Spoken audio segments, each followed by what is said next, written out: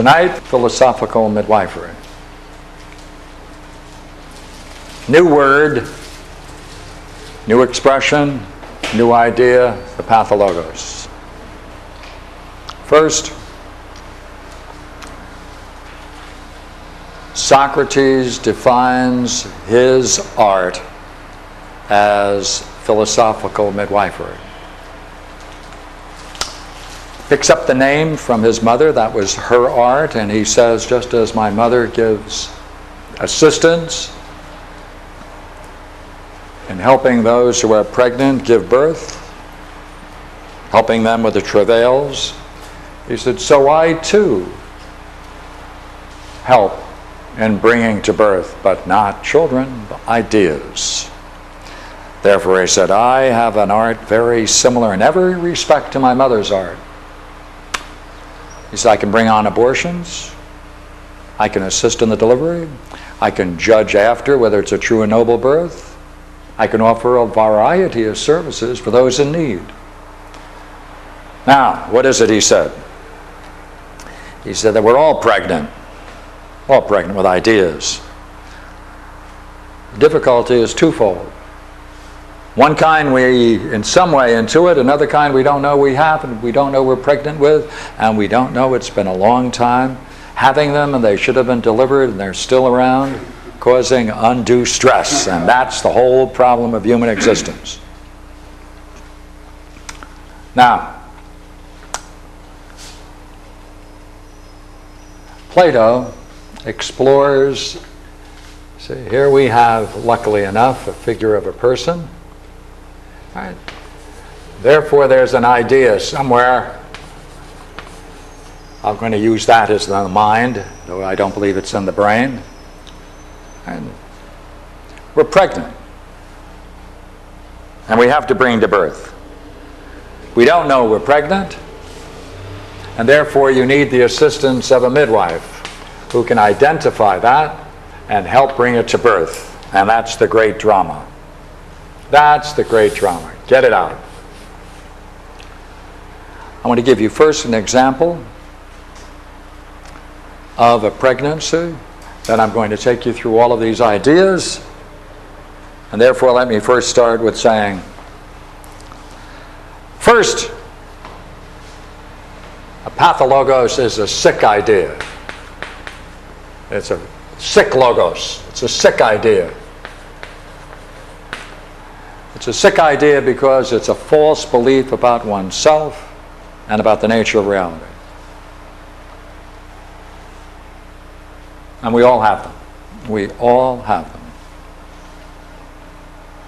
Now, if I were to ask you to give me a list of all the different spiritual disciplines, I imagine you'd include yoga, breathing, meditation, fasting, the different religions. The list would be enormous. There's only one thing they all share. They all share in one thing. And that's what separates what we're going to be doing tonight from everything else.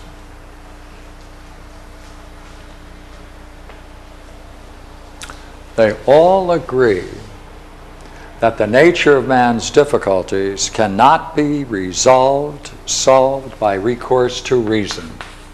There is no way in which man can understand himself through reason to resolve his problems. They all agree to that. Doesn't make any difference whether Hindus, Buddhists, Christians, Jews, doesn't make any difference.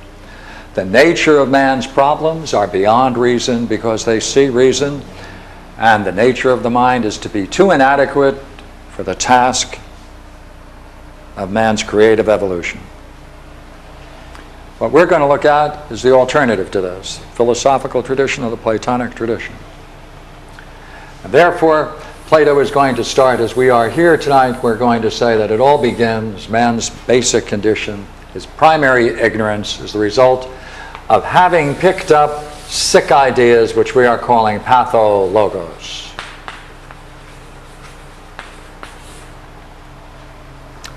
Let me give you one now. Now, what's interesting about it is that you only pick them up when you are in dependent relationships. Dependent relationships. You can't get a new one Once you're adult, you can't get a new one. No way you can get a new one. You can only get them as a child, when you're in a dependent relationship. Has nothing at all to do with corporeal punishment, has nothing to do in any way with any kind of violence, has nothing to do with any kind of learning that's brought about by any violence done to the child. It's brought about in an entirely different way. And that way is as creative as anything man has ever done. This whole induction of the pathologos is extremely creative, and I'm going to try to see if I can make that clear this evening. So therefore, let me give you an example of one. All right. Here you can see here in my little sketch is a couch.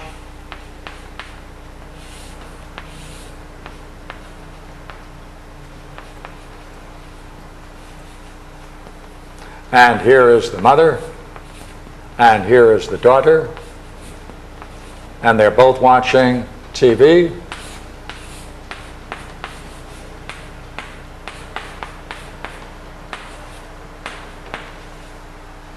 And that's how pathologos was introduced. How? Really? Yes, really. Let's put in the conditions for it. If the mother, authority, has to be an authority, uses this moment to introduce a pathologos, then we can see in this simple scene all the dynamics of any transmission of a pathologos from parent to child. It doesn't have to be their child, but it does have to have a dependent relationship. Dependent relationship at this point means that their continued existence depends upon some party, some person. So let us create the same. First of all, it has to be unusual. It has to be an unusual exchange or interaction. It has to be unusual exchange of interaction, especially in one respect: no competition.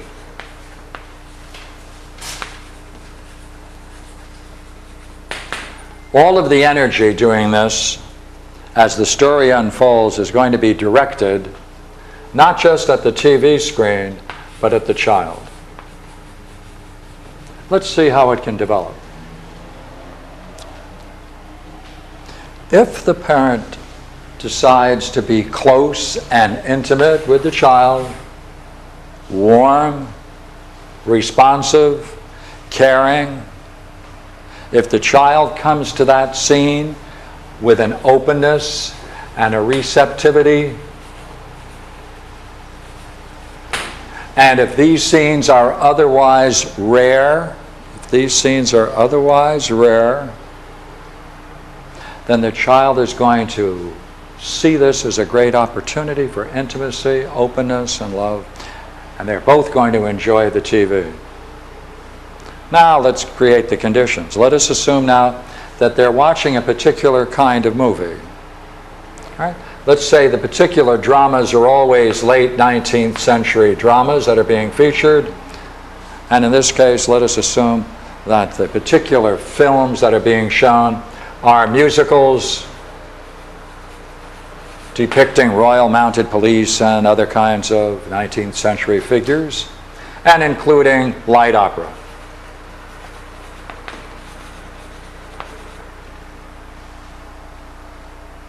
Now, what are the conditions we had? The child enters into this open and receptive, looking forward to sharing an intimacy with the mother.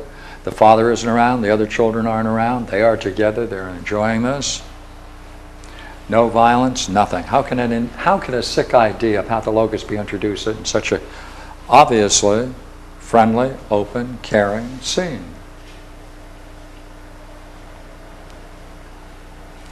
Now, if the mother now shares confidences,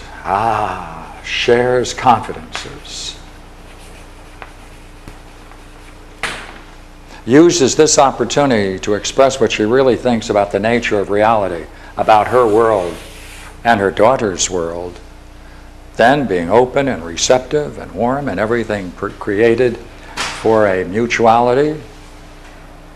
And then the mother turns to the child when it's over and says, you know what? They never make films like that anymore.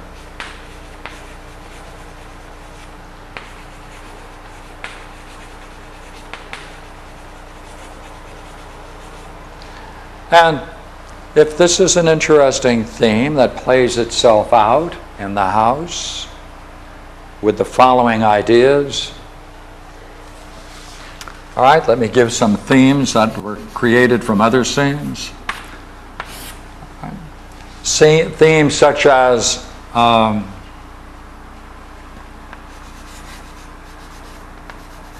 you are too old. Time has passed you by.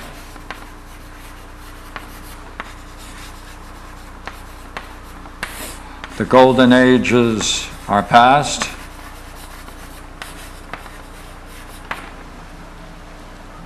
The child then, listening to this statement about the TV, why this is just another statement similar to these. It's another occasion when they're playing out these themes to their child. Now the child has to listen to the mother and has to believe her. Has to believe her. Because the mother at this point appears to be sincere, sharing, honest integrity, an occasion for love, appears most rational,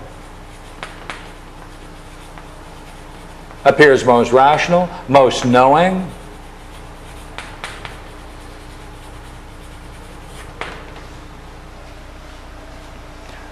Now the child is going to go away from this scene after the movie is over, and they're going to make a judgment. Let's agree between you and I, just for this evening, that the films that they're watching and have been watching are in a series of Jeanette MacDonald and Nelson, what's his last name? Nelsonetti. Yeah, Rosemary. All right, got the movies? All right.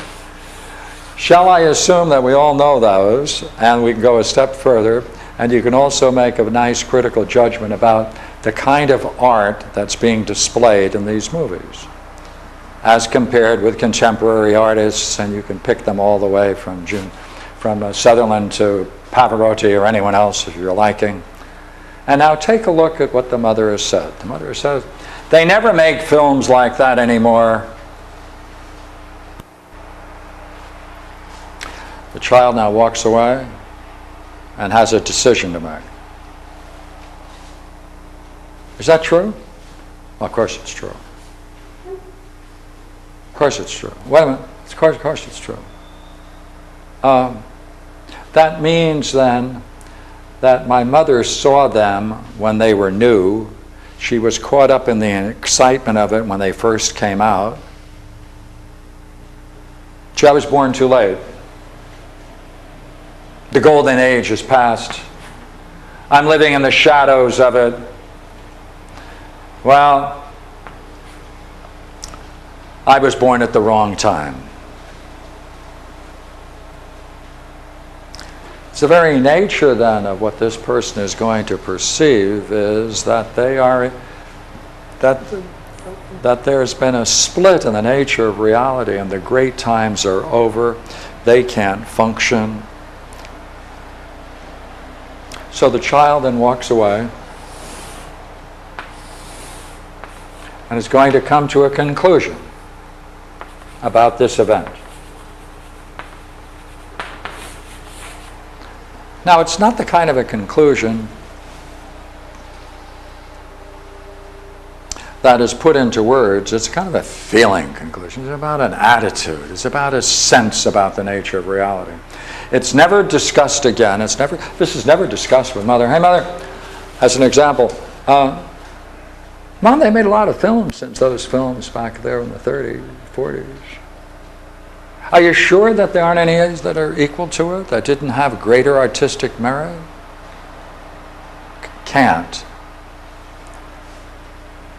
Because these themes have been playing out again and again. So therefore, this is another scene that takes place that builds a certain attitude and a certain view about themselves and their reality. Now look here. Pathologos is a false belief of the nature of the self and the nature of reality. It's learned but not taught. Because the child then comes to a conclusion from this scene, and it's wordless. They don't go back and confirm it. It's not open for discussion. They may in fact forget it, but it's going to play itself out in their lives. What we're saying, therefore, is the fundamental beliefs about the nature of our reality and ourselves are picked up very casually, their most important fundamental notions, and from this very simple kind of scene, which doesn't appear to be traumatic, it's not something that's going to register in the unconscious, but it's wordless, and therefore it's not going to be able to be recalled. If it's not going to be able to be recalled, it's not part of the recollection someone can have. Unless they're brought to see the need to bring up these kinds of past scenes. So then, let's see what happened. The mother, in this case, appeared as convincing as she could. They were sharing something.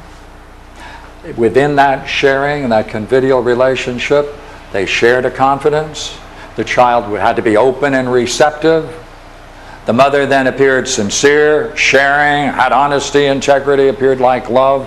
And if this is the time they're most rational, appear like they're most knowing, to the degree that these things, to the degree that these most important things are only connected with these kinds of events, if they're only connected to these kind of events, that child is going to then pick up these attitudes. They're going to form fundamental beliefs about themselves and the nature of their reality. Well, so what? So this. See if we can go the next step.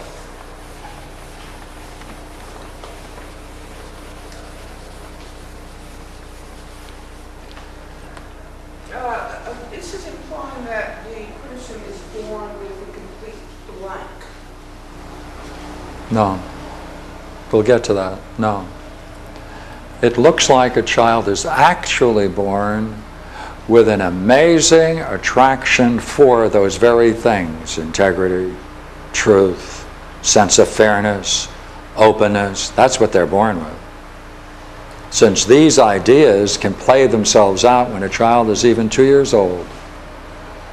Because when all of those things are... I've just personally always had trouble as someone who was a stutterer, has always had problems when they say, well, children are naturally nice people. There is nothing as vicious as a child, really, when you aren't a normal person. A adult wouldn't put down another person, a child will. And that's not being taught by the parent. That's my own... Look, there is no attempt to try to make the child appear angelic. We're only talking about the fact that there's certain beliefs that are transmitted. A child is immature. A child will be able to act out their immaturity in a series of ways. And among those ways, there are going to be times when they are going to be unjust, etc. Oh, absolutely. We're just concerned with how they adopt certain fundamental beliefs. It's not presenting them as angelic in any way. It reminds me, my father was not real close to me, but one of the few times he was level with me was he'd be telling me his happiest days as being a bachelor. And I've never married, so I might have had some insight. If you'd like, I could take that scene for you and show you. Like, how often did he relate to you that way? Well, just a certain time when I was really young, and All right. we were bachelors. batching, and my mother was sick. So he had the problems. He had 2 children, had hospital bills to pay, probably burdening him. And so they said, well, my happiest days when I was a bachelor didn't have all these problems. See, what I wanted to know is, when did he share confidences like that with you? It would be when we had supper together and we were washing the dishes. Right, so then, you see, you're open, you're working together, very similar, say. Yeah. You're open, you're working together, it looks like an ideal scene. There's no reason to be suspicious of any message coming down. That's right. Because he was always working, or, he was a Right. workaholic. So That's very few times together. Yeah. So then he's taking this time to share something with you. How does he look at that moment? Knowing? Yeah. Sincere? Sure. Yeah. All of the key virtues? He's my sole authority. That's right. He's the sole authority. Look here. He looks great. Right? He looks great. We're here. He's sharing something with us. You entered into a relationship with him. He's sharing something with you that's most important. And in that sharing, you're discovering something that he thinks is most true. That's right. And if he thinks it's most true and he's sharing that with you, that's a transmission of a dharma. And it's going to play a major role in your life. Did you have any brothers or sisters? Yeah, I have a younger sister. And she single?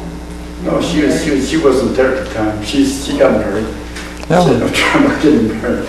You see, what would have been interesting, which no child can do, would have been at that time to have said to Dad, hey Dad, you say this to sister too, or just to me? Are there any good things in being married, Dad? Like, yeah, his own son standing here. Right? So he's saying, my happiest days are back. What is he saying about you?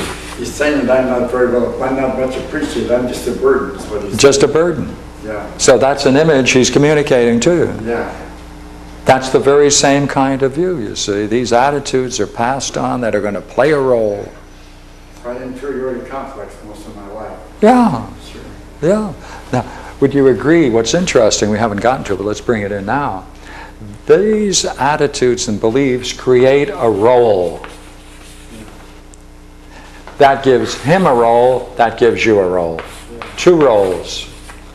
And yours was to accept that as true, and if that's true, you have to be inferior. Sure. Why? Because I'm a burden on him. Because you're a burden on him.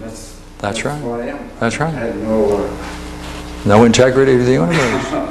No integrity to the universe. These are how beliefs are passed on. Fundamental beliefs. my brain wasn't developed enough so I could question it. It just Now, there's something else that occurs which is very important.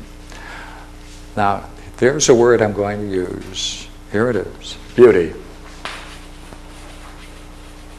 When all of those qualities come together, they look their best. They look their best. They look noble, honorable.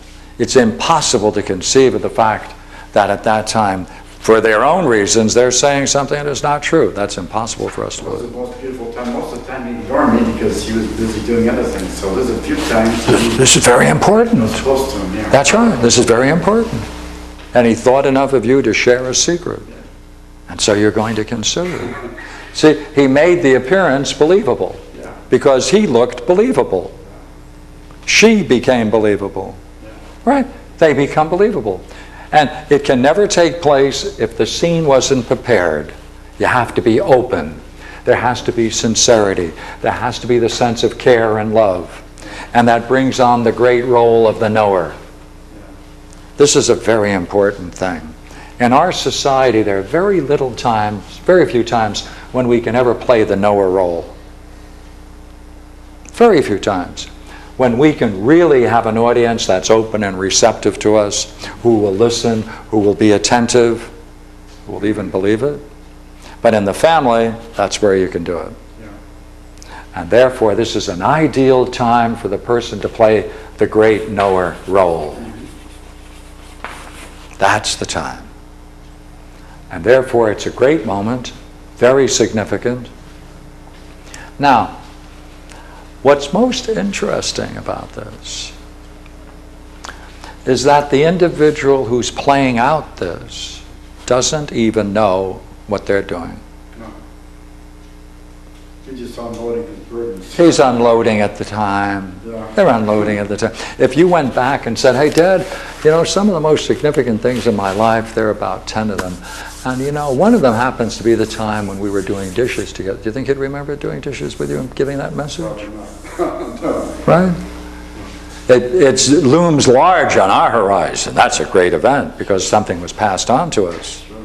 But for them, they don't even remember it. No. But we recall it. It frames, see? Now we pick on let's call it a mask.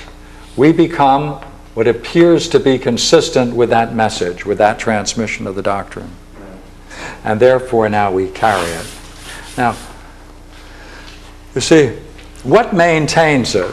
This is how it's transmitted, but how is it maintained? How is the teaching maintained? Because it's maintained for the whole life. It's maintained in a very interesting way.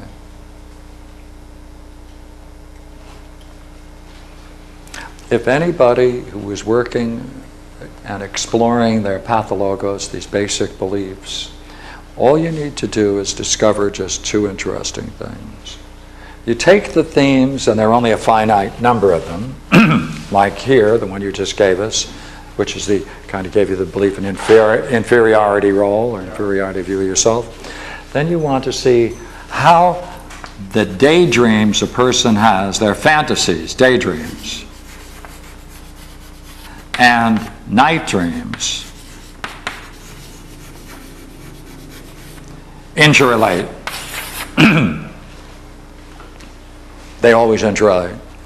Dreams, though we may not have enough time tonight to go through it, the nighttime dreams will always contradict the daydreams. The daydreams are always fragments of these pathologos scenes and the struggle against it. They always work. Night dreams contradict it and offer a solution out if we know how to read them and engage them.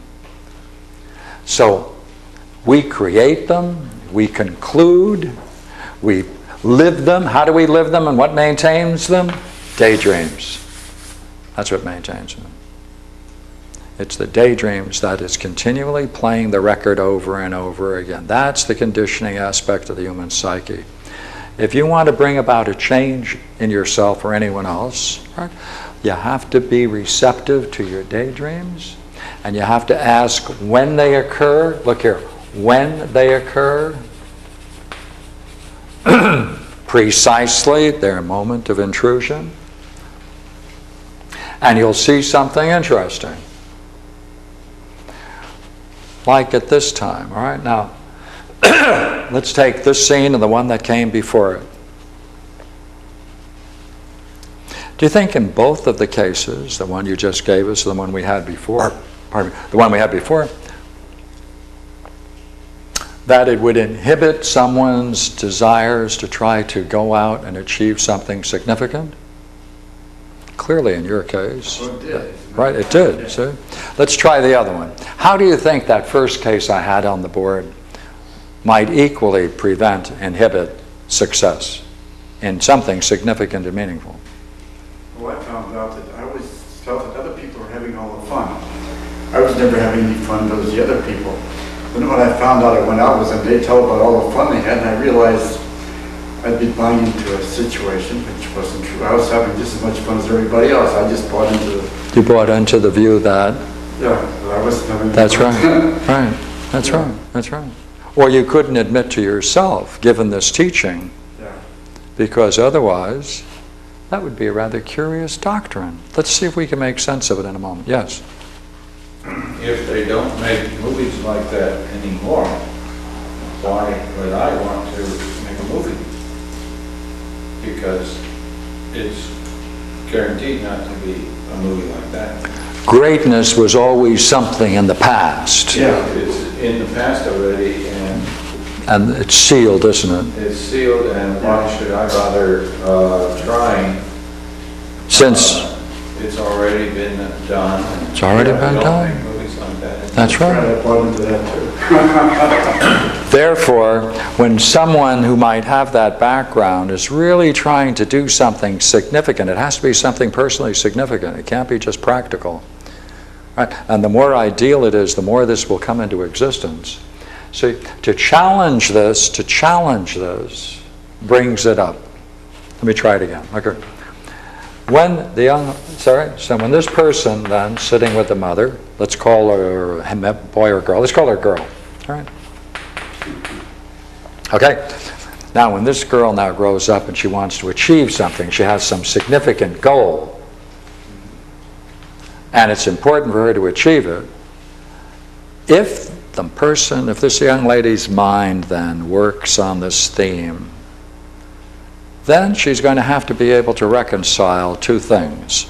One, greatness is only in the past. That's what Mother said. Hey, I want to achieve something meaningful and significant. If I achieve something meaningful and significant and then bring it back to my mother, she's going to have to make a judgment about her basic and fundamental belief, isn't she? Mm-hmm. She's wrong. A way to avoid that, don't do it. Do it half. Leave something out. Don't succeed. Only give the appearance of success, and that's as much as you can have. Then it's consistent. If it's consistent, we can live with it. Very simple belief. Look at that, sitting watching TV, two people sitting. Anyone who took a film of it would say that's a very fine, wonderful scene. If they took a film of your father and you doing dishes together, in the kitchen working together, a nice convivial relationship, sharing a confidence, who could ever think that would be the basis for any kind of pathologos, sick idea?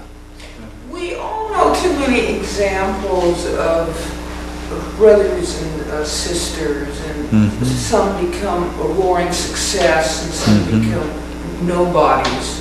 And we also all know examples of people which we really think are very nice people who have children that are completely screwed up. Yes. And we all know people who think are screwed up who have very nice children. Yes. So that's true. That's true. I don't think there's a particular pattern. That's, of course. I can understand that. Of course you don't. Yeah. See, my sister was never around at any of these times because she was staying with my aunt and uncle at these times. So She didn't get this teaching. She got a different one. Well, I'm sorry, even if it's the same teaching, they don't turn out the same. Watch. If I go further with you, okay? Watch now, okay? You see, if someone is successful in the arena in which they're in, then they have to have greater goals for this game to show itself. This is what we call the noblest game. Now, if a person is eminently successful in business and art, now if they want to take a look at their real fundamental beliefs, they need a more mature goal. And this is where it becomes most interesting: enlightenment. They need the goal of enlightenment. They need the goal of achieving wisdom. They now have to have transcendental goals, because that's the only thing then that's going to bring up the most basic and fundamental beliefs. When people sit, when people are in intense concentration, when people are in contemplative states, and they're struggling to break through, what they're struggling to break through are these feeling states that we've described here. And anyone who has broken through into this state, if you talk to them and if they're open to such discussions, the most interesting discussion would take this form. May I put a couple too? Sure. If you're such a person, we would say, good, now look here, is it likely that you had such a breakthrough? Yes. Good. what we're interested in is not so much you describing the breakthrough. We're interested in knowing whether you could talk about in as much detail as you can, maybe the 3 minutes before it took place. What happened? I don't know, just something opened up. Something opened up. See, for something to open up, that's right, something opened up. We're interested in knowing what was the key. What was it that opened up? What was the condition for the opening up?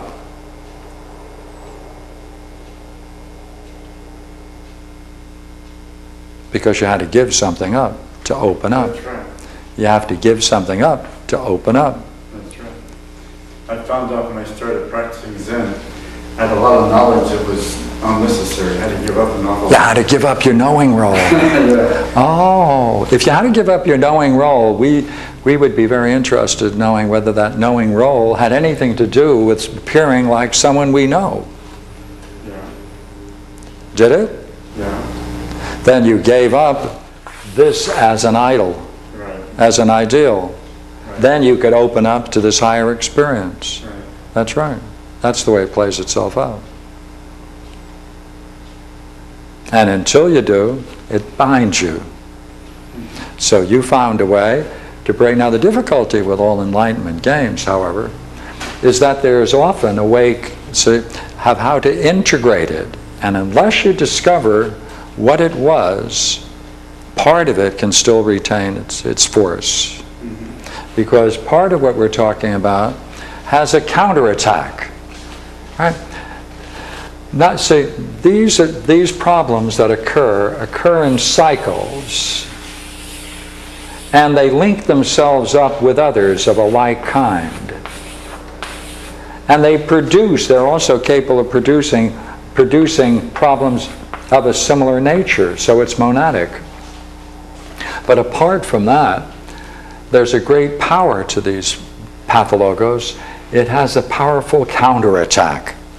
It has a device, part of its being is to protect itself and maintain itself.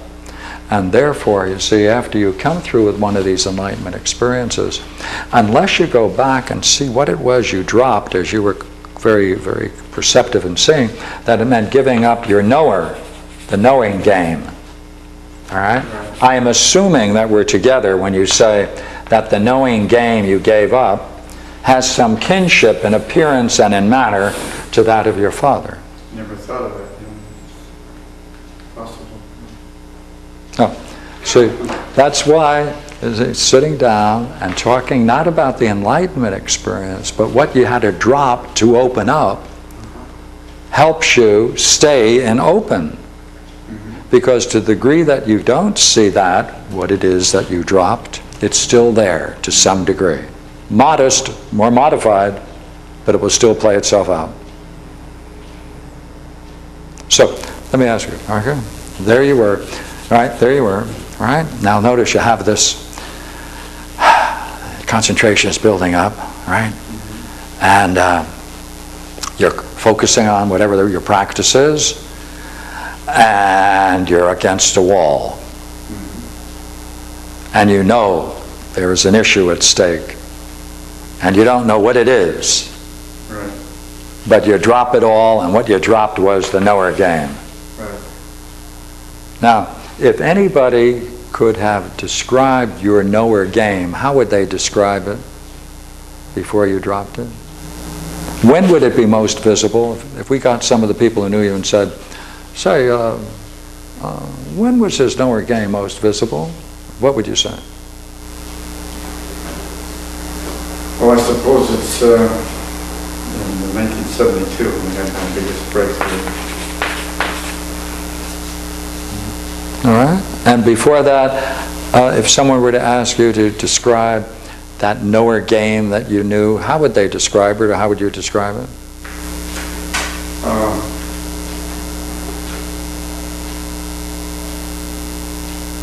Well, I suppose it's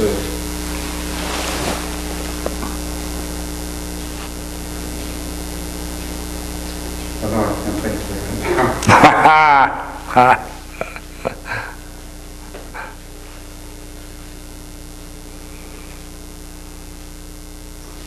But I guess suppose that I was just I was hardworking. Hardworking? Yeah, Dedicated to work? yeah. Go ahead. I was dedicated to work for its own sake. I guess there was a For its own virtue good. in just The virtue? Yeah. working hard. And so I was just giving my full attention to working to make a living, practicing Zen and practicing sutras. That was my whole life. Matter of fact, you practice Zen the same way you practiced work. Yeah. Right. Now, after this experience, how did you practice Zen? Did it change? What? Yeah, well, I found out that gradually I wasn't able to concentrate anymore. My mind opened up, and I wanted to, after that I just wanted to laugh and dance and sing and celebrate. Go ahead. Go ahead. Yes. And? Well, my whole life changed. Right. And then I found out that I was in a state, automatically I didn't have to sit Yeah. anymore. Yeah. Yeah.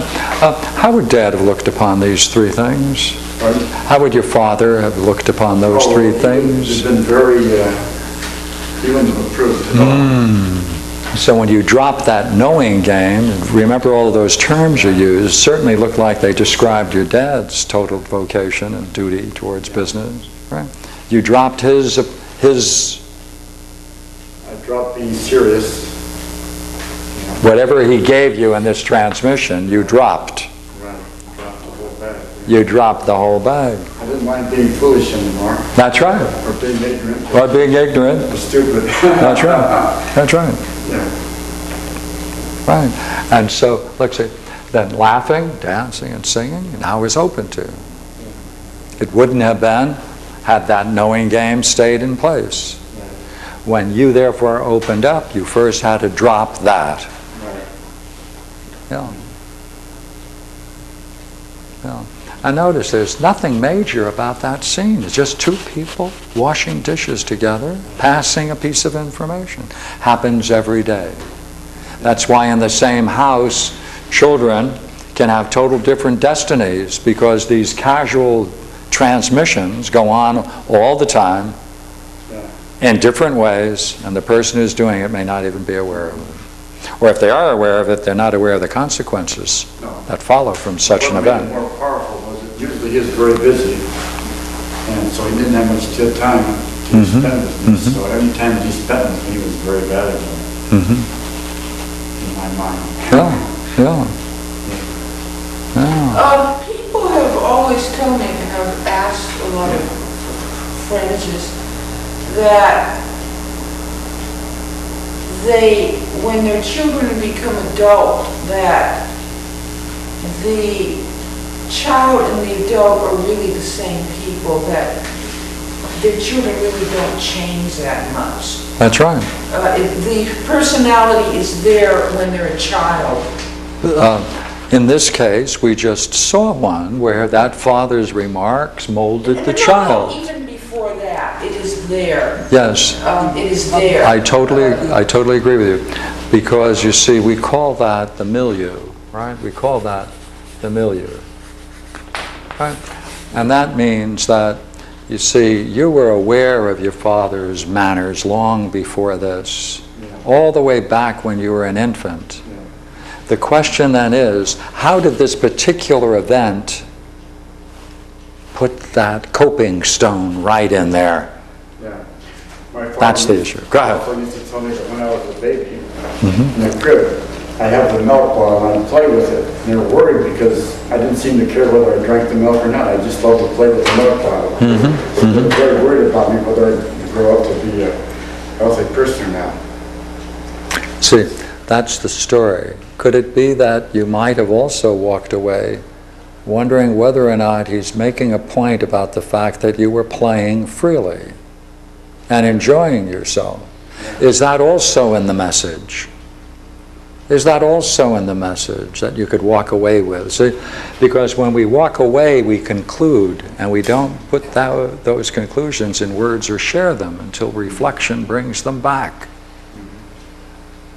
Right? He told you that story more than once, you see? Now, what do you think about the twist I put on it? Very good. Right? Yeah, very appropriate. So, you see, he could be making those statements the whole life, and therefore the grandparent is like the parent is to the child, because this transmission is going down through generations. Now, you see, if you have those scenes where your father is telling you about that, now we got to go back to this one. There you are doing dishes.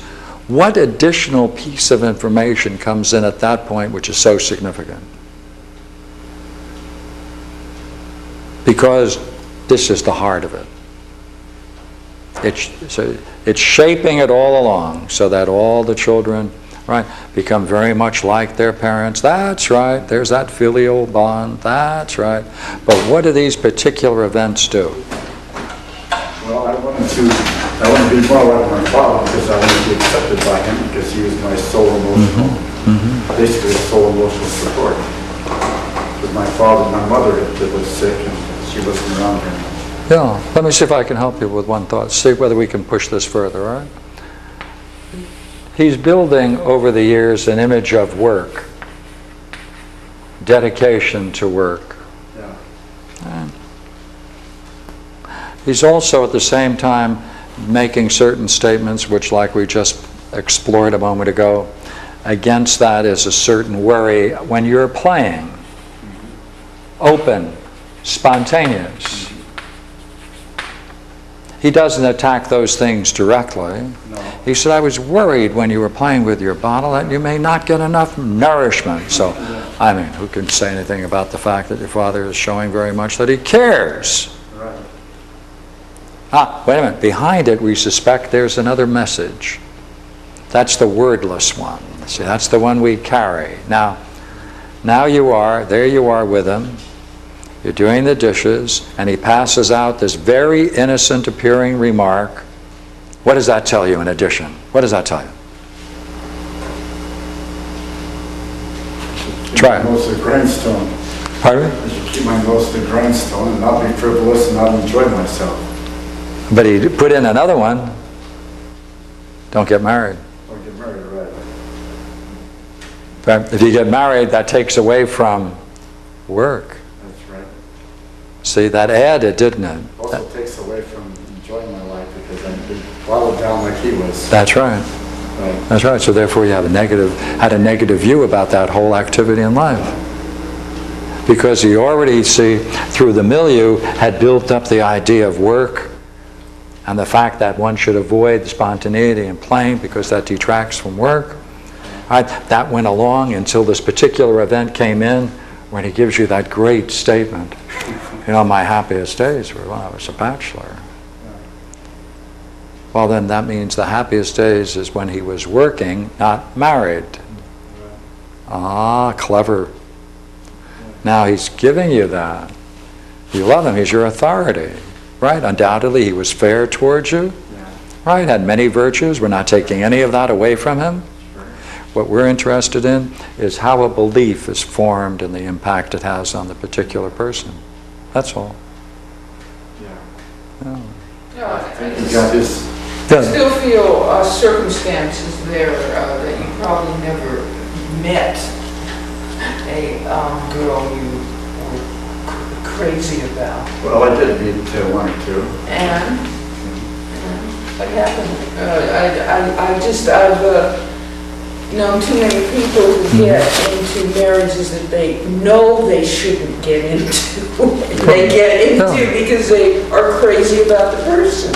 Yeah, and they usually look very much like one of their parents. Yeah, go ahead. No. Well, let me just see for a moment. Yeah. Well, I did meet a girl in college, and we seemed to almost connect. I mean, I didn't, after I met her, I didn't care about any other woman. I just enjoyed being with her, but she was a very sexy woman. And she didn't mind displaying it. I mean, she was very open, completely I could never bring her to see my dad. Mhm. And Because she's very playful and very playful, yeah, very spontaneous. Yeah. Yes, go ahead. and I was afraid he wouldn't approve. Now, she incorporated within herself the very virtues that he's denying. So even though you may have loved her, Yeah. it meant you had to make a confrontation with her and him. Yeah. Mm-hmm. That's right.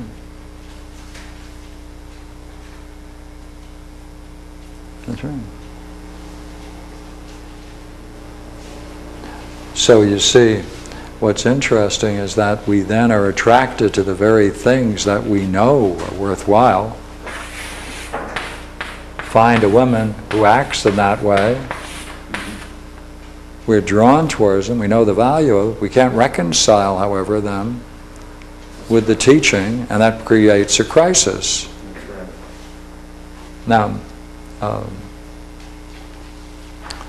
see, what's interesting about these events and the nature of the crisis is that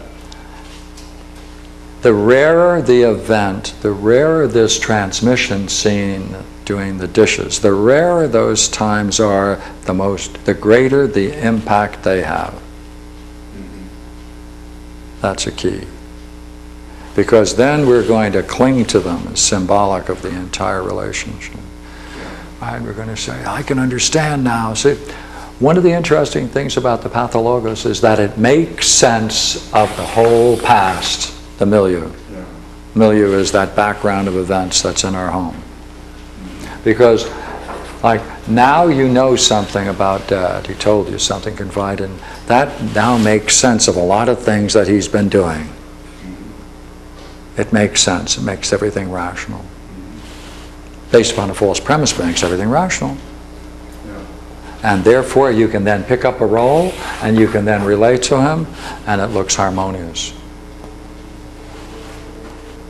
I was thinking that it's like you can pick up the role without any criticism. No criticism. That's right. Because, The only time you can pick up a role, be close to them without criticism. that's right. No, because, you're right, because Because there isn't any criticism. because that's what they want you to be. Oh, because that's what they want you to be. You're sharing in that moment. See, when you share in a belief, you participate in a belief under such circumstances, the role goes along with it, attitudes go along with it, and then it's allowed. Yeah, so you can be like And no criticism. That's absolutely right. And as a result, they're saying that's okay to be that way. That's the way to be. Yeah. That's the way to be. Then it's harmonious. That's the way to be. Now, it admits of a certain minus and plus, depending upon the other factors. Right? Admits a certain boundary, but that's the dynamic. And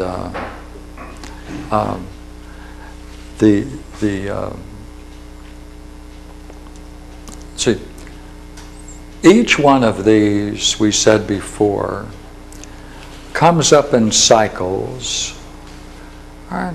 And they come up in cycles whenever we're in situations that have some similarity to this early scene. We're going to call this early scene the transmission scene. That's the name we're giving it, all right? The transmission scene.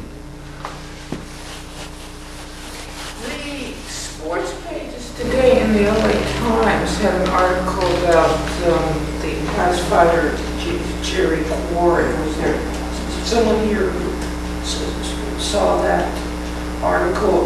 Do you remember him at all? Who, Jerry? Jerry Quarry. He was a white prize fighter who fought for the heavyweight championship. I see. And he is now what you call punched Oh, yes. Yes, dementia. They define him as a dementia case, yeah. And he's 50, he's being taken care of by his older brother. And the article was about the fact, and there also was a younger brother who is also punched around. The father wanted his sons to be fighters, and he humiliated them. With the older brother, the oldest, who didn't want to fight, his father would make him put on diapers to humiliate him, but he didn't want to be a fighter, so he didn't become a fighter. Jerry Quarry became a fighter, and a successful one, but he was in the ring too long and is now basically crazy, insane. But here you have the fact where the older brother completely rejecting what his father wanted, although his father humiliated him, and he still wouldn't do it. You're quite right. You're quite right. And therefore you want to know, how is it in the same family there can be different destinies for different children? All right. Now there's another thing that's important too, and that is we have to consider all the players in the clan.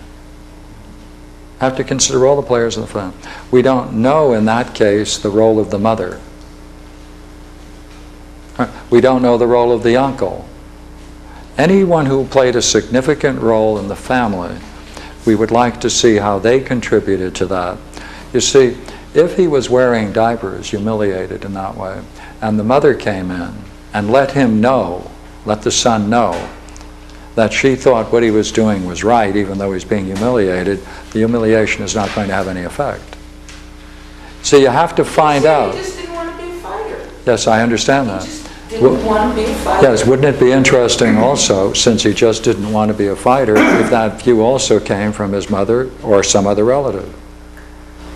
That hey, you don't have to be, and if it's told to him in such genuine terms, then he won't have to be a fighter, and he'll put up with any kind of humiliation. Well, he was pointing out in the article that his father pushing him and his two brothers, and with Jerry Quarry, kept on fighting, although it was apparent damage was being done, but...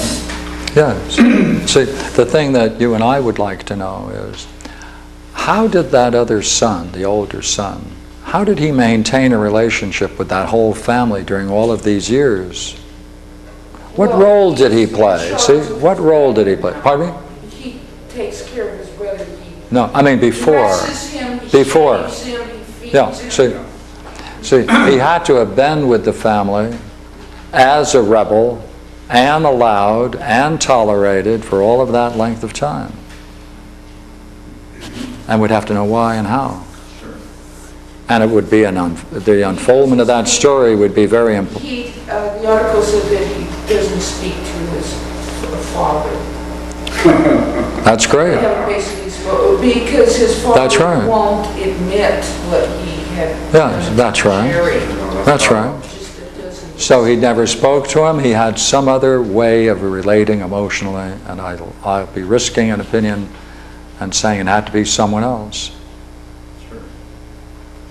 The mother can be pretty strong too. Well, I still must say that I respect the older brother, that he took charge of Jerry and is basically taking care of him, but shaving him, and dressing him, and feeding him. It was really and sad. It would be interesting to me as someone who's involved in these kinds of I don't like calling them cases, but I would like to know whether or not the mother took care of that older son in all the ways in which later the older son is taking care of the younger son. In other words, what she's telling us is that the older son took on the nurturing role, the mothering role for the younger boy. Yes. So he must have been very much influenced by the mother. He wouldn't have taken on that role. Or someone in the family encouraged him. You know, it looks like the mother, doesn't it? Yeah.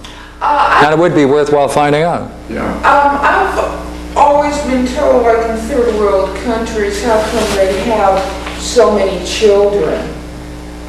It's a form of Social Security that you figure with 10 children, there at least is going to be one child that is going to feel the responsibility that they have to take care of the parents.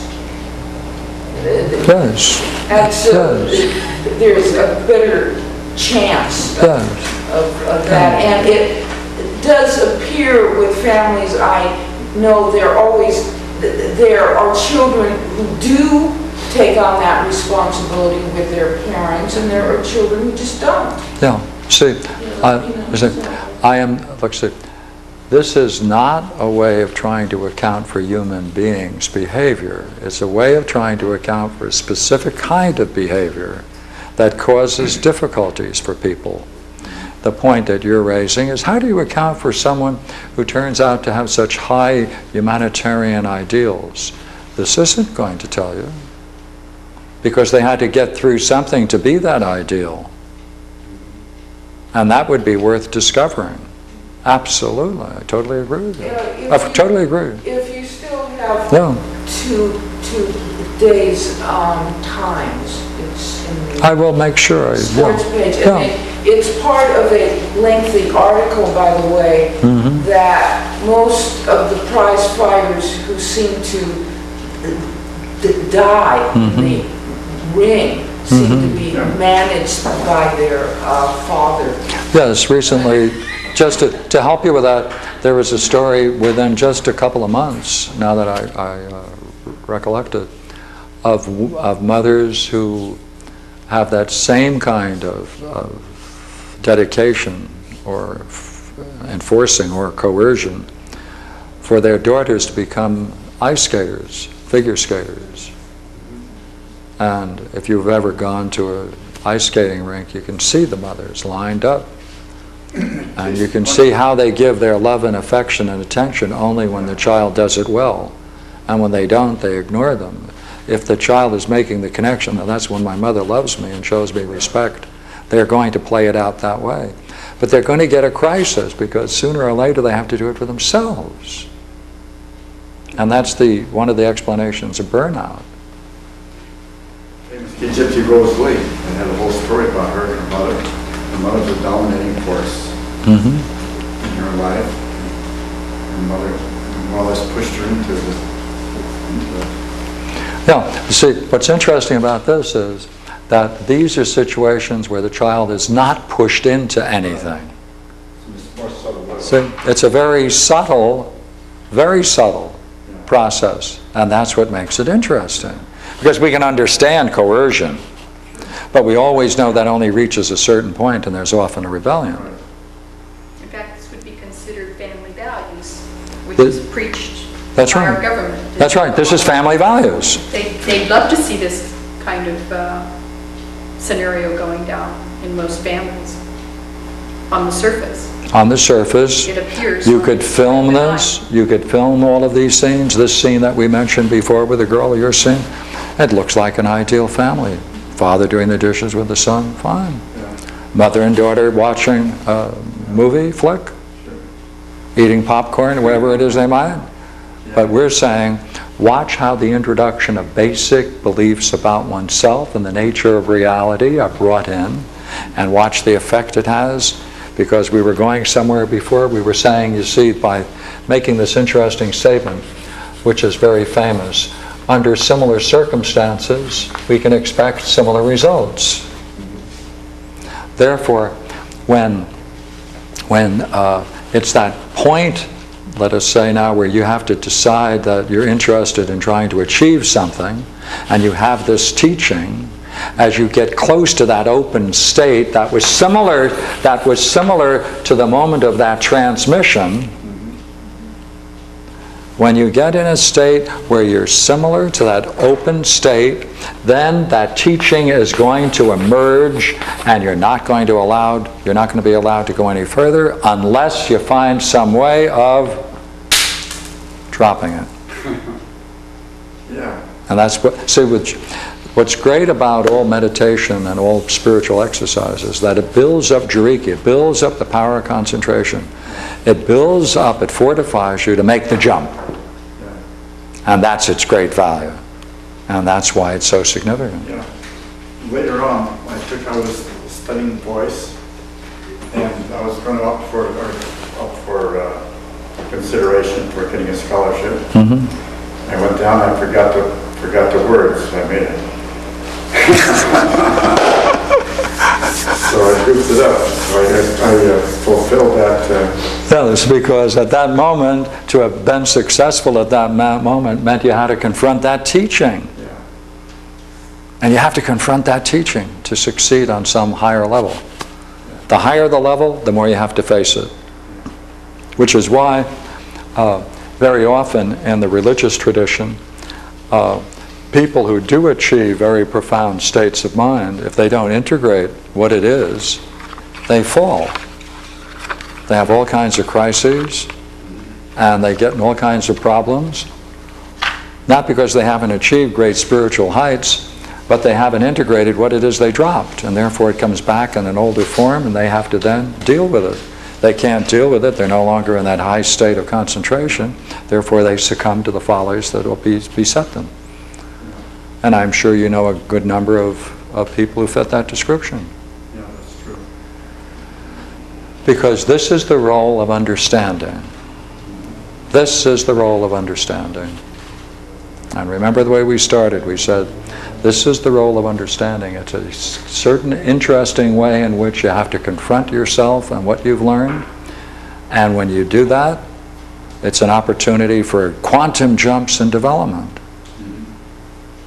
But it's very difficult, independent of any additional Jiriki concentration. It's very much more difficult. Sir?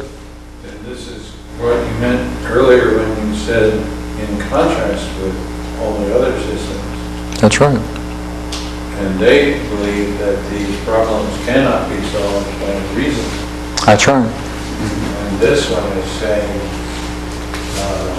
without the reason, we can't solve it. Yeah, but I'm also going a step further and saying, however, I know that there are some states of mind that are so profound that it can literally break through all beliefs. But that's the it's called Mahasamadhi. That's the most profound states that break through every basic belief, all preconceived beliefs. And this is the great story of people like Basui, who achieved that kind of enlightenment. Very rare, very great, very powerful, very penetrating, vast consequences, permeates everything. Total transformation of personality. Yeah, I also bought into the idea that my father used to tell me that all my talents were artistic. He'd say, don't be an artist, don't be a bohemian, you never know where your next meal is coming from. Be an accountant like I am. You never have to worry about your meals or anything. So I bought into that, and I had no talents for being an accountant or for business at all. But I tried to be successful in an area which I had no expertise in. And I ignored the area which I had expertise in. Yeah, that's what happened. That's it. I said, first of all, I'm going to be a success in what he wants me to be. Then I'll be a success in what I want to be. That's it. I'll keep both. I'll keep both worlds. Yeah. That's the great dream. Because what's most important about all of this is that these pathologos, as you can see, are irreconcilable with your highest goals. Yeah. Because the pathologos is a deceptive view of the self and reality. And therefore it has to be irreconcilable to the highest goals. Because to reach the highest goals, especially the most meaningful goals, which is the whole quest of enlightenment. See, there are some people, perhaps you know some, who would be willing to go on and achieve all kinds of success, but they know they really have one area they want to get into, and that's to know themselves. Yeah, that's what I did. Pretty soon it became, the only important thing was to find out what the ultimate reality was, and everything became unimportant. Right. And you also know some people who know that that's important, but then pour all their energies into the practical world. Yeah. They become successful, and their life is a failure. Yeah. Because that's not success. That really doesn't test these basic ideas. And the only real development is when we bought into the wrong idea for a success. Yeah, well, that's right. So this plays, you see, you can, it's like this. See, as your success, your vision of success increases in profundity, so whatever is comparable to these beliefs emerges and manifests itself. And therefore, to go the next step, that's what you have to give up. That's what you have to see through. That's what you have to drop. And that's the opening up into the next step.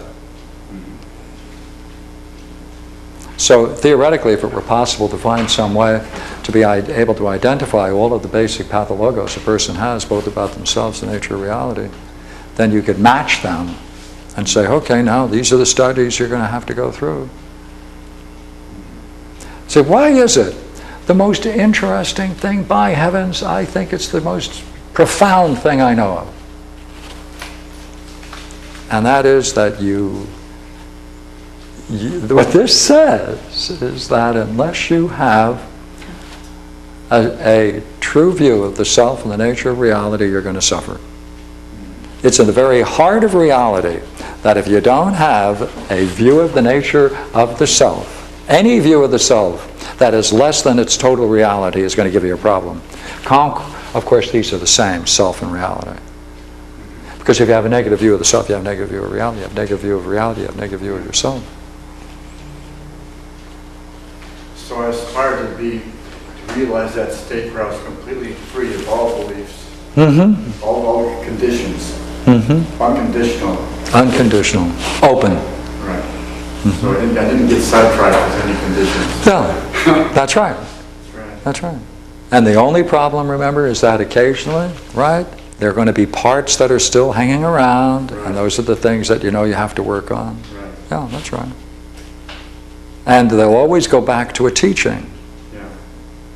Pardon me, a learning. Now, teaching is when you're literally taught something. These are learnings. Yeah. And as learnings, you don't forget them, but they're continued. And it's a formative principle in the development of the human psyche. Now, notice, in this whole thing, right, we've skipped a couple of things, of course.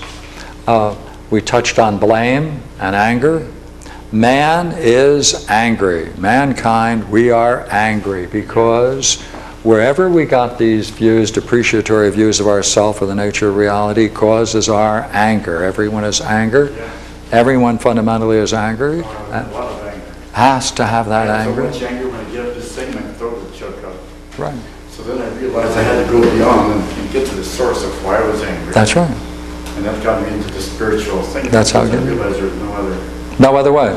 Well, you're very fortunate in being able to make that jump. Yeah, look, see, now, see, it's not a blame game because they didn't know they were doing it. They didn't know the consequences of what they were doing. It's part of the milieu, part of the way they're relating, right? It can be not only parents, but any authorities. It's not just a parental thing, right? And therefore, there isn't any problem of blame. It plays itself out in the inner dialogues, daydreams, but this is not where I want to go, testing.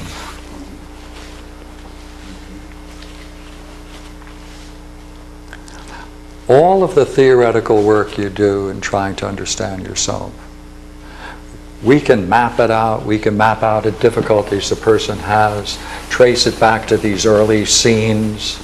Let's do one, all right? Here a person is trying to achieve something, they set themselves a significant goal. They find the fact that they create the scene where they can then function most ideally. They have everything they need to work, and then they put it off. They find other things to do and so destroy the goal they set. All right. Now, we can get a description of this in great detail.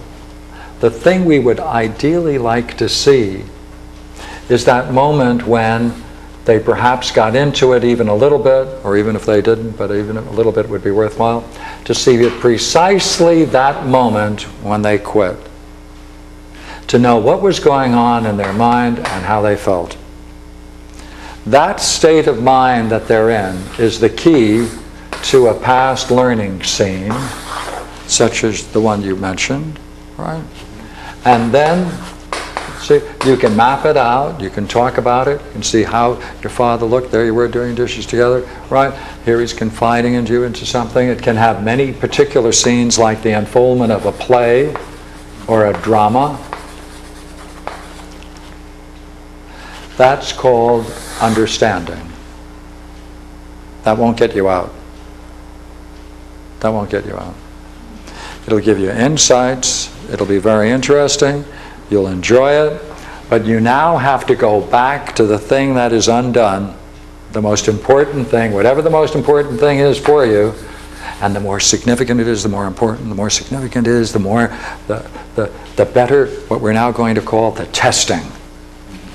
Because now you have to go back to the thing, the particular goal you had, or something far more significant, and try it out and see whether your understanding allows you an avenue to go through and it no longer blocks you. That's testing. That's determining the truth of these dialogues and these ways of exploring. See, it's not, this is theoretical, it's all good, very important, but then to find yourself then when you're now willing to go to the thing that you've avoided or haven't been able to achieve, set up the situation where it's most ideally, know all of this is going on, know that you've talked about this, you've understood it to a certain level, now you put yourself into it, and now you can watch what state of mind comes up. It may come up, but you know what? You may be able to go right through it and continue your work. Then all it is a thought, a couple of thoughts, the remnants of a past state of mind. Or better yet, you remember there's something you used to do, but now you don't, and you don't remember that, and suddenly you discover that, oh yes. That's what I used to do. That's what I remember doing. That's very good. That's right. Then the memory isn't even there. It's an old one. It's an old act. Yeah. Well, we can drain out the anger. We can have the memory without it making us angry anymore. Yeah. And that's the testing. See, that's what's most important is the testing. To go back and test it again. What does this do? This allows a new kind of understanding to emerge. And that's what we call the logos. Real understanding, real reason. And it's a very significant thing, you see. It's the logos. Now, logos is connected with inner dialogues or daydreams and dreams in the same way, in exactly the same way. Let us try one, all right? We can use this, notice, we can use the same diagrams. A daydream has a beginning. Remember, we want to know when it occurs, what state of mind the person was in that allowed that. You then want to write it down. You want to write it down in detail.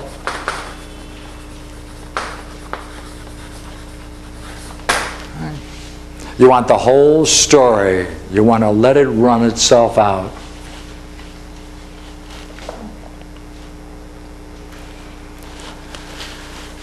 And you put it aside.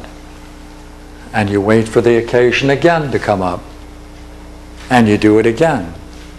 And you suddenly discover that there are only a finite number of daydreams you have. And the drama tends to be repeated again and again and again. And it deals with some conflict. And what you're going to do then is to pick out in the daydream where the conflict is most visible or the success, either one, both will take both. And what you're going to do is just talk about having experienced that state of mind in your past. That's all you're going to do. You're going to link it. It's a linking process. So, let's try it. Now let's get one, all right?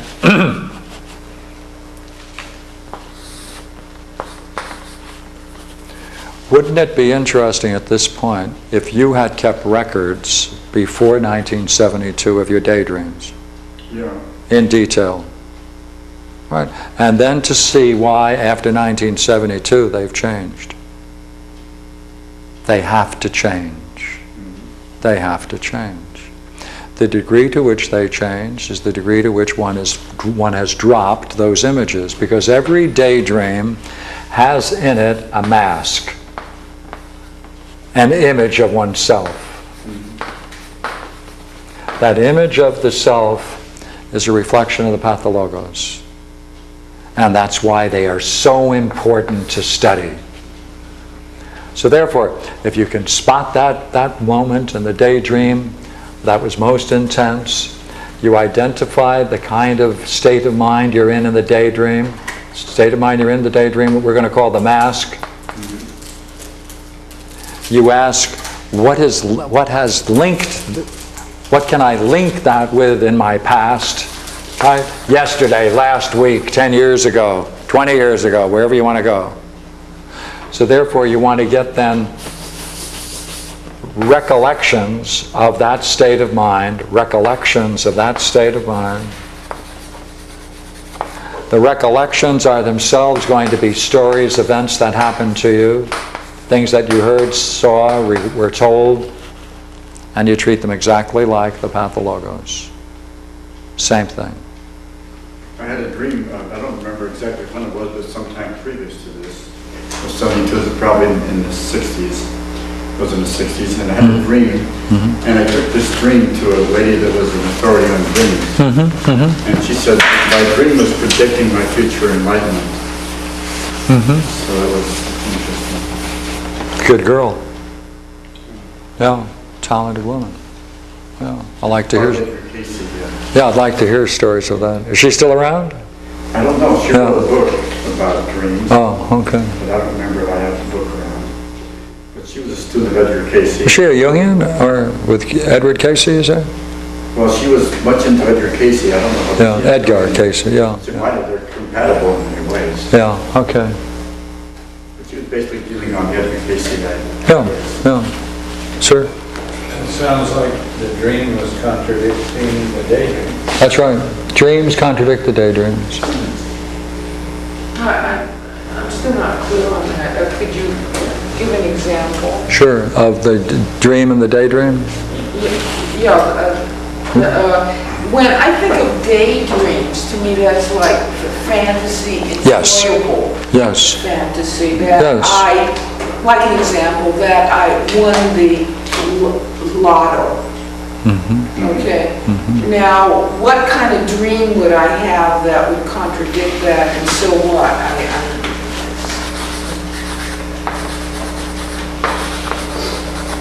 Daydream, you won the lotto. Okay. In the daydream, were there certain consequences of that then? Well, I've never, In the daydream. just tossing that out. Oh, well, you see, two things. All right. To have that daydream. Everyone has that, actually, I think. Well, that's why a lot of people play the lotto. Yeah. But not everybody does. Yeah, true. But see, what does that mean the person is now willing to do? What are those things? How will they then appear with those things? Well, And why can't they do them right now? Yes, that's where it's going to Why do they have to wait for go. the lotto? Yeah. well, the joke is, I remember being told a person saying that they always pray to God that they can win the lotto. And they never win the lotto, and then someone asks, have you purchased a lotto ticket after? And the person says, no, you don't. Yes, you can get it. Yeah, see, if someone really had the daydream of the lotto, then they would likely think of themselves in a certain way, doing a certain number of things. The money, they think, will allow them to do the certain things. They think that, however, that will allow them to appear in this way.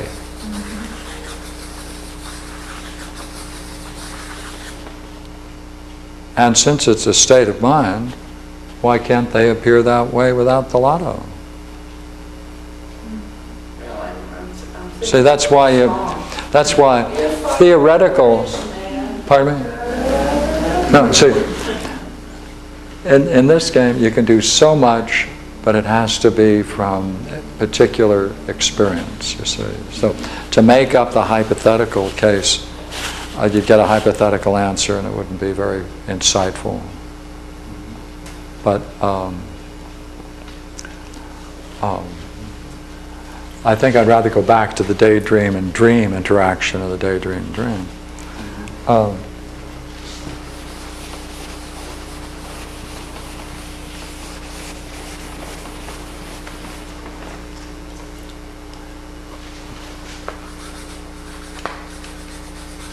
There's so much I can say about dreams that I have to reduce now, but my work with dreams has shown the following thing in every case I have studied dreams.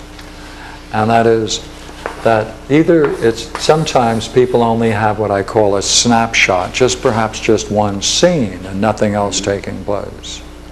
But dreams are holographic, so it doesn't make any difference. You can still explore them.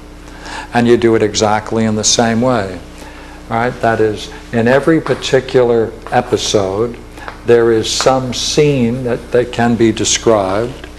There's a state of mind that the person is in. There is some action that is going on. Three things. If it's in a dream, it is most likely has many particular scenes like that. And they tend to be connected together. Because there's a particular kind of meaning that's going through them. If the meaning can only go as far as the symbols allow it.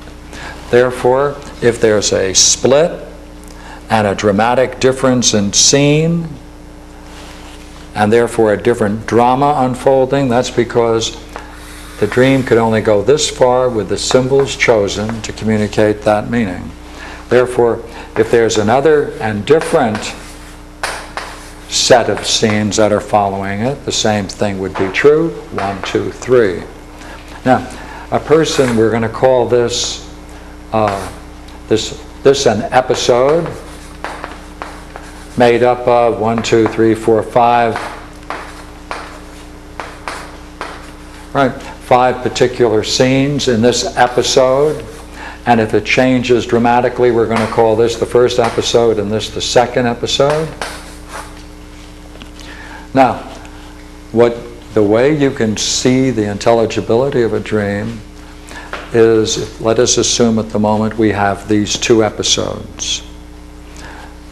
The mind is always going to bring you with a contrast. See, it's making contrasts. And therefore, if a person records their dream, the dreams must be recorded because you want to get as much precision as you possibly can in terms of the dream. And we tend to distort and interpret dreams too wildly if we just allow ourselves to write them down in the morning or just talk about them. Let's assume, therefore, we have a pure case where someone has recorded the particular episodes with the 5 scenes. Now, in this, there's going to be some drama. Some drama is taking place. Some struggle.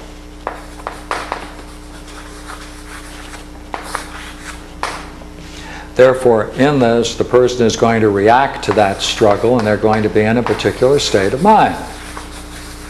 Something is going to be said. Something is going to be said because there's always not just a scene, an action, a state of mind, but there has to be some logos, some words, all right, something intended. Call that the logos. That has to be there. Therefore, the dream is going to pick up this episode as something in our own life that is unfinished. What's unfinished is our pathologos. The daydream represents the extension of our pathologos in a daydream to the degree to which we're allowed to speculate on it. Therefore, a dream gives us the entire episode, and therefore it complements the daydreams. It completes it, since a daydream is always partial. Right? In using the symbols of our own lives, we use the symbols from our own personal life. Each one of these symbols, right, has personal significance, and key ones, if you can look for the key ones, will be able to then trace them back to one's personal past and find pathologous transmission scenes in every case. And therefore, what's astonishing, if you can go the next step and hold this all together, there is something awake in our waking worlds that is so wise that it can see the difficulties we're having, knows the pathologos drama behind us, can understand the difficulties we're having, can represent it at night to us in the most vivid form, so vivid we think it's real, can capture the unfinished drama we're living, the pathologos and our struggles with it, can represent it in such clear language that it can offer us a key to tracing it back to its early learning so that we can get out of it. Again and again. What that means? That means that there's something awake, like just say right now. Let us assume for the moment someone might have a struggle being here. If they have a struggle being here and it deals with some early pathologos learning that they've received, the odds are very good that tonight the dream master, that's what I call it, the dream master, whatever it is that presents us with our dreams, will be able to bring that to our attention, use particular things from our past, and give it to us in such vivid form we're going to think it's real, and it's going to present us with the unfinished episode of our daydreams. It's going to vividly represent us and give us an opportunity to explore it in terms of our past. It's going to give us the keys for our own development. Therefore, as the daydream is incomplete and partial, so the dream is symbolic and complete. And therefore, it's a dialogue between the daydream, the night dream, and a three-way with our everyday world. So, daydream, night, and between it is our day. 1, 2, 3. Magnificent as it is. I was just seeing the beauty of this in that sense, that statement where you come to see that everything around you is so perfect, just the way it is. Mm-hmm. Well, it strikes me that everything you have up there is everything we do. I mean, we have inner dialogues, we have dreams, we have daydreams, we have parents, we have images. I mean, it's like everything we do, we can then use to see ourselves. Dreams take things from our past, which means that everything that happened in our past is important because it's going to be used in. And it means, see ourselves. And it means, does it not, that right now there is a wisdom, there is a seeing going on, amazing depth, amazing artistic work, right? Amazing information about ourselves, can reach into our own backgrounds and pick up things we've forgotten that allow this dream to represent in all of its clarity and with its precision our particular dramas and pathologos, and give it to us night after night after night after night. And that means, like right now, there's part of us that's wise, part of us that's foolish, part of us in the struggle, and that's our life. Part of us knows everything we need to know. Everything. Yeah. All right, thank you. That's what I wanted to cover this evening. Thank you. Thank you. Thank you. Thank you.